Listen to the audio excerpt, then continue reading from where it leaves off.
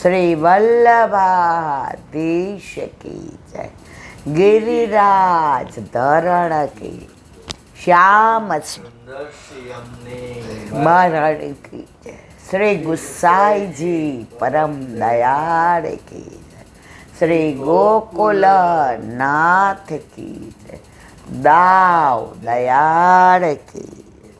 श्री नवनीत प्रिया लाल की जय.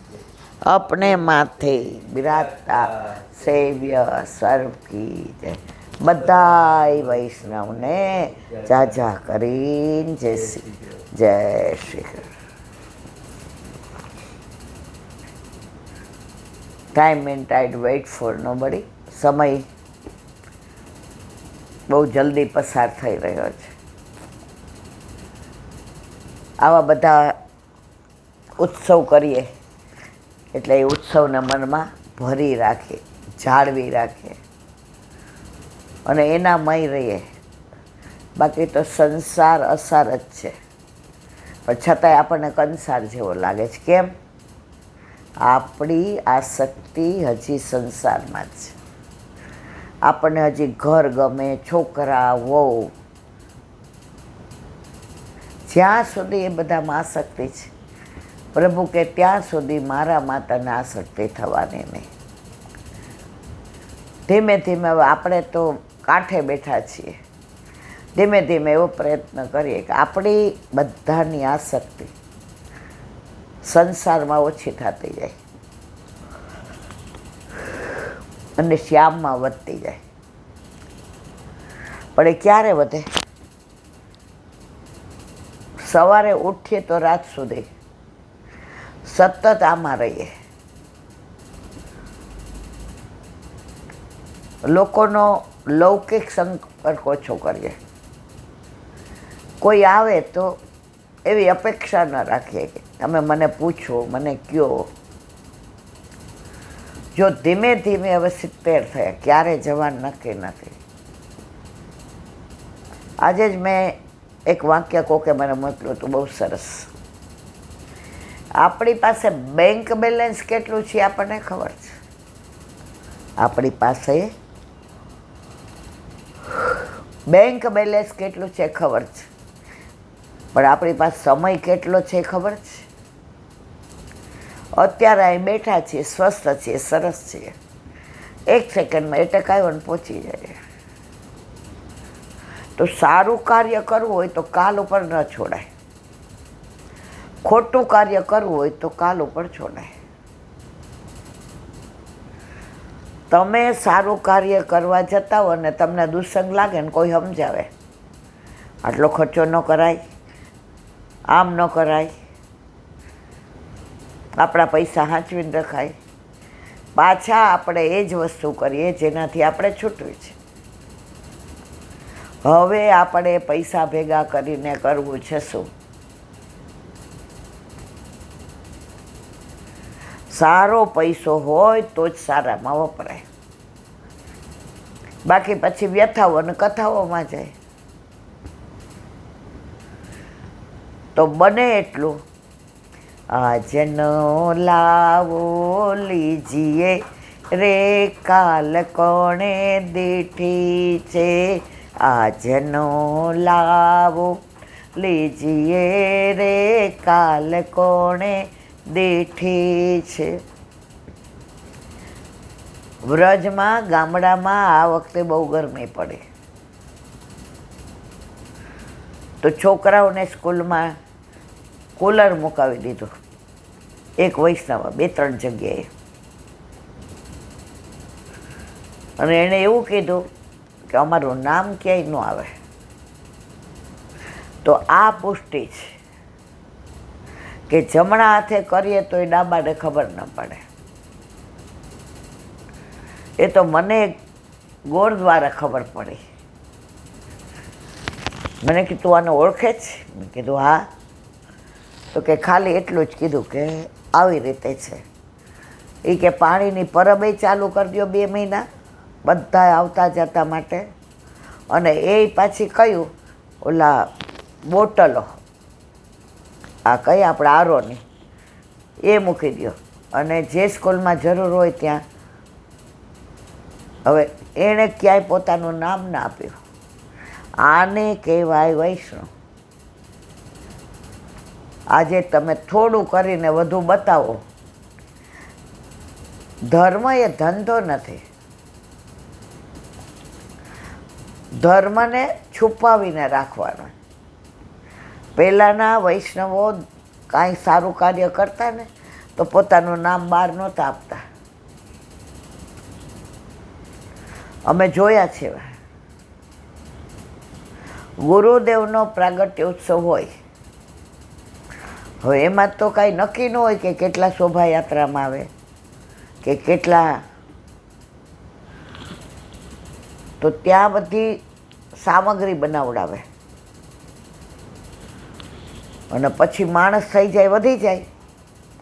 ને પહેલાં આમ પાતરમાં બેસાડતા હતા. આવી રીતે આ પીરસવાવાળાએ તમે જુઓ તો ધોતી બંડીને તિલક હોય ને એ એમ ન કહે કે આપું. અહીંયા બધા આપણને પૂછે આપું, ત્યાં ધરું ધરું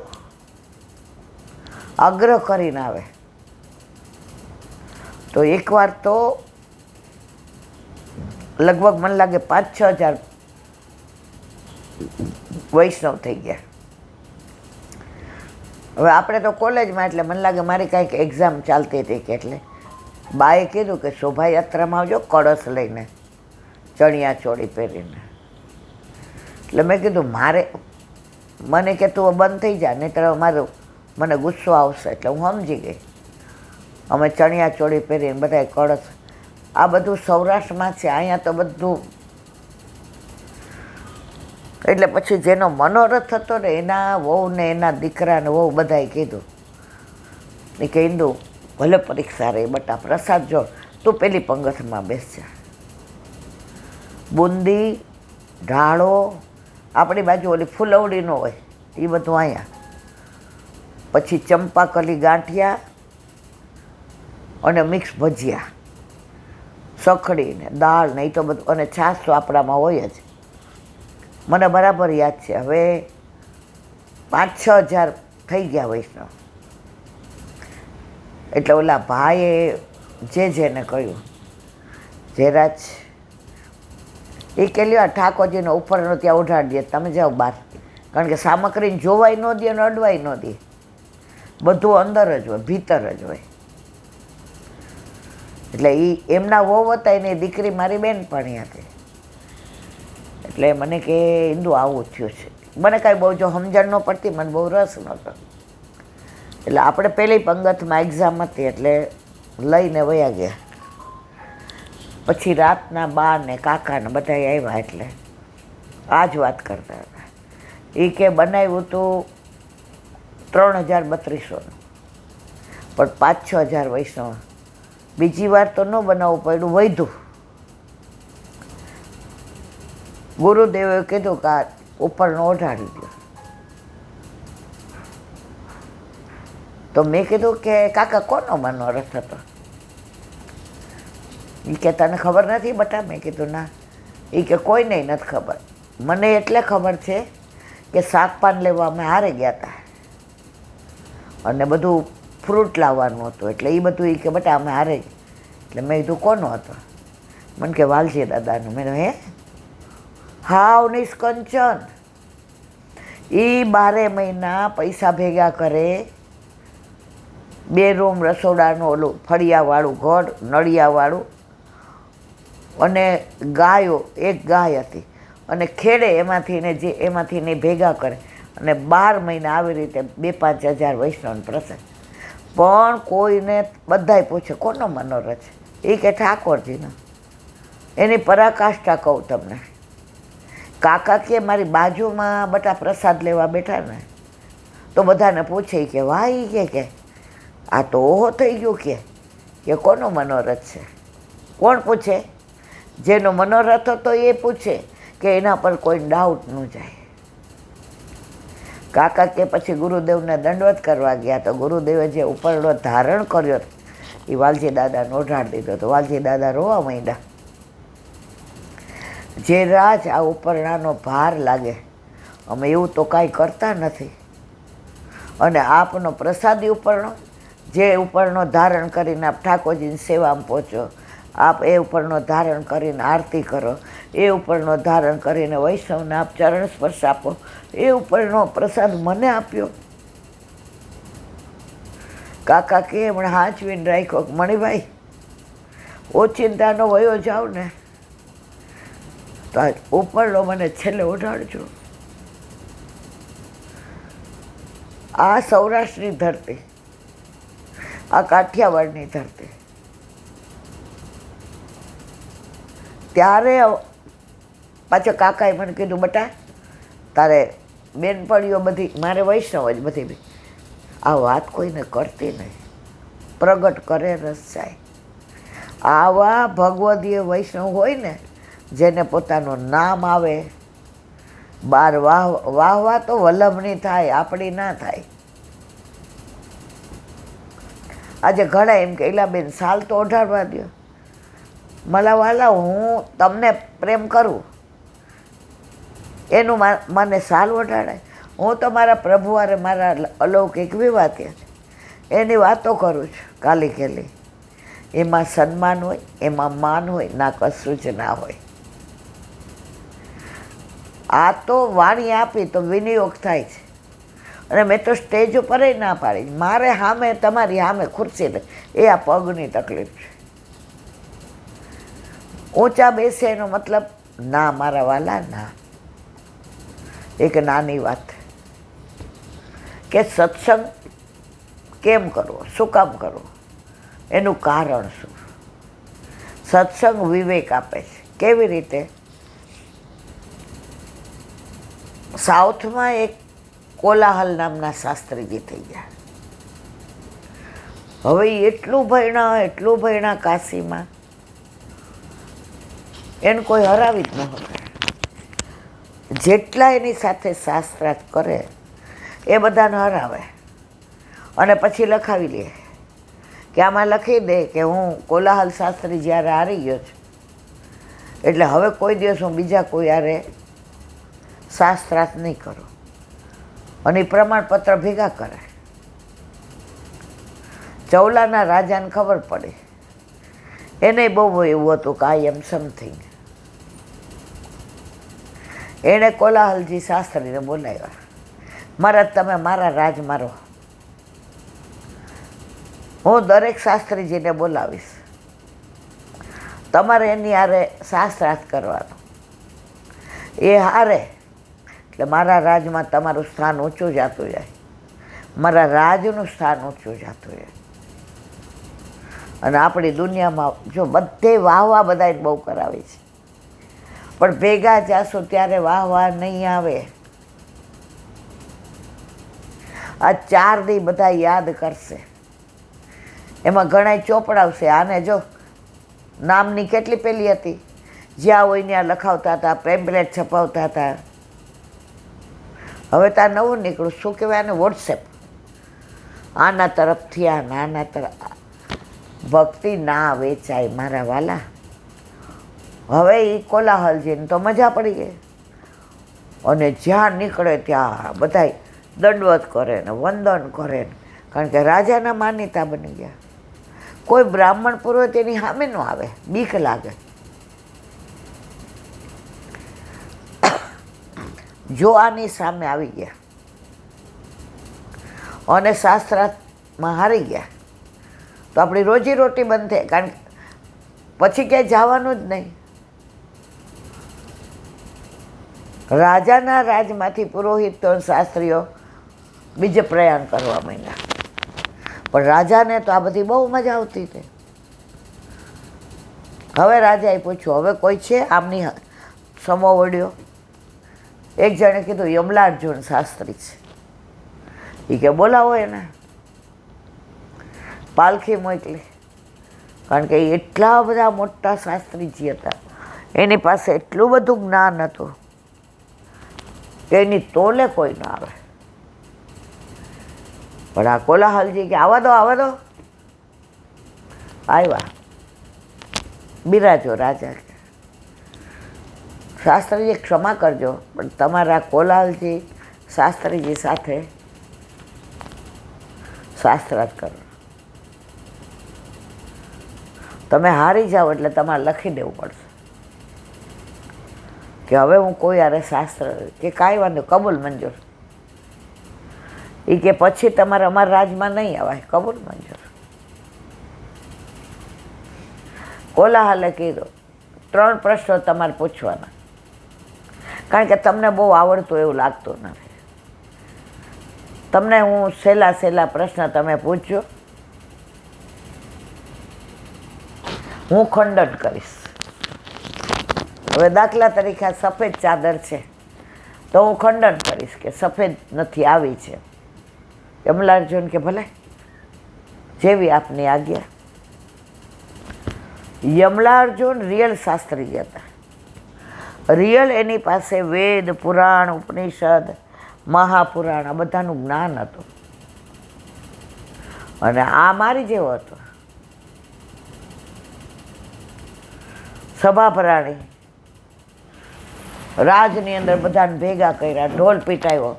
અને યમલાર્જુન એટલે બધાને એના પર માન, પણ એને અભિમાન નહીં. માન મેળવવું એ જુદી વસ્તુ, માનને પચાવવું અને અભિમાન ન કરવું એ જુદી વસ્તુ. પહેલો પ્રશ્ન પૂછ્યો, એ કે 3 પ્રશ્ન તમારે કહેવાના, હું એનું ખંડન કરીશ. કોણ કે? આ કોલાહલ છે.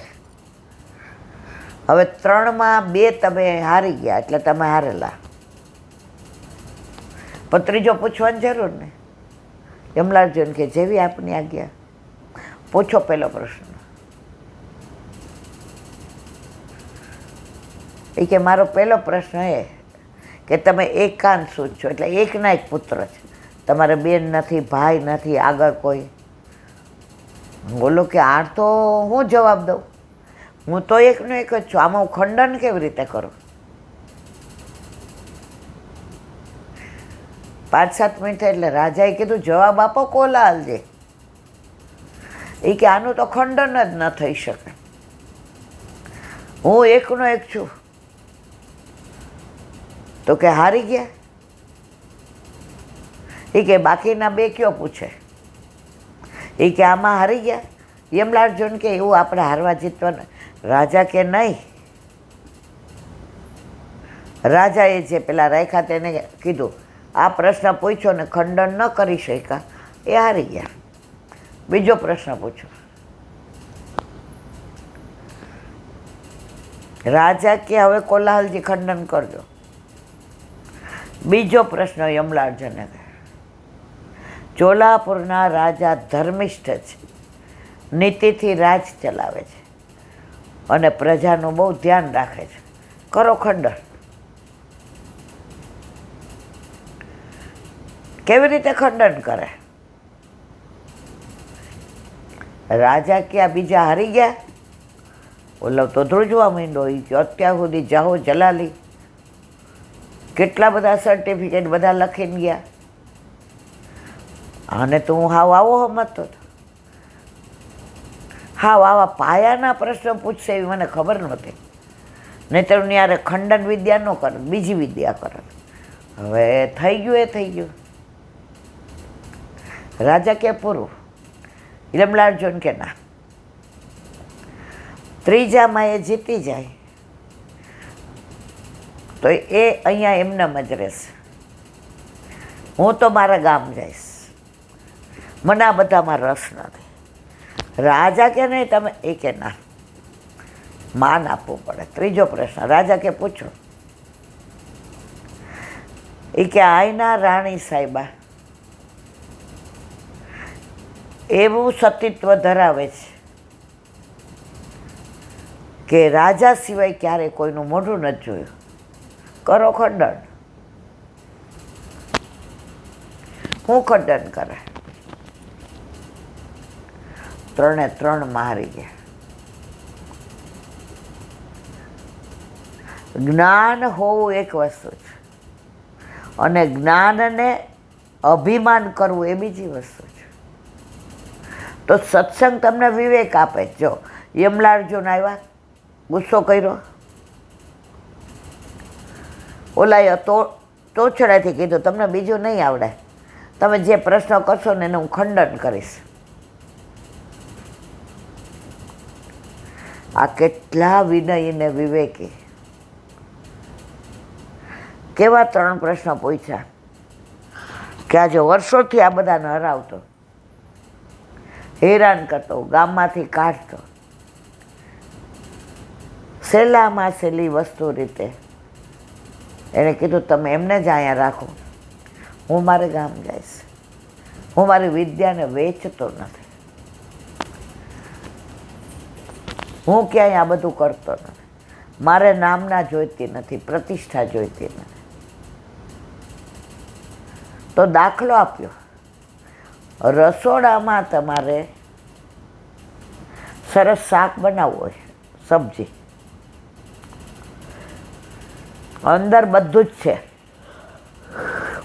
શાક છે સુધારેલું, ટોકરી, મીઠું, મરચું, ધાણા જીરું, ટમેટાં, આદુ, મરચાં, કોથમીર, સિંગદાણા, ભૂક્કો, બધું. હવે આ બધું નાખો તો શાક કેટલું સરસ થાય. પણ એ શાકમાં કઈ વસ્તુ કેટલી નાખવી એ તમારામાં સત્સંગ શીખવાડે, વિવેક.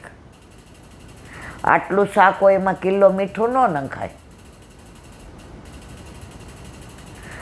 એમાં તમારે 1 કે 2 ચમચી જ નખાય. એની અંદર હળદર ને ધાણા જીરું ને મરચું ને એ માપ પ્રમાણે નખાય. આટલા શાકમાં કેટલું નાખવું છે બધું જ એ તમને વિવેક શીખવાડે છે. તો સત્સંગ શું શીખવાડે જીવનમાં? ક્યાં કેમ રહેવું, કોની હારે કેમ બોલવું, કોની હારે કેમ બિહેવ વર્તવું, ક્યાં જવાય, ક્યાં ના જવાય, ક્યાં કેટલું બોલાય, ક્યાં ચૂપ રહેવાય, ક્યાં જવાબ દેવાય. આ સત્સંગ દ્વારા તમને લૌકિકમાંય વિવેક શીખવાડે અને અલૌકિકમાંય તમને અભિમાન ન આવી જાય.